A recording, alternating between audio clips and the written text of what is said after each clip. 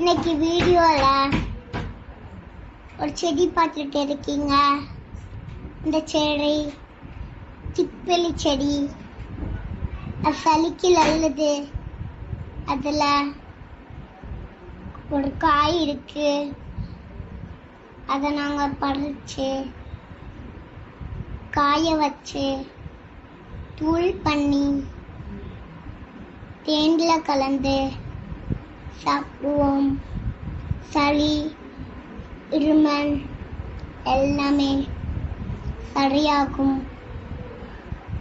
இந்த வீடியோ உங்களுக்கு பிடிச்சிருந்தா லைக் பண்ணுங்க, ஷேர் பண்ணுங்க, கமெண்ட் பண்ணுங்க. பாய். சப்ஸ்கிரைப் பண்ணுங்க. பாய் பாய். பெல் பட்டனை கிளிக் பண்ணுங்க. பாய் பாய்.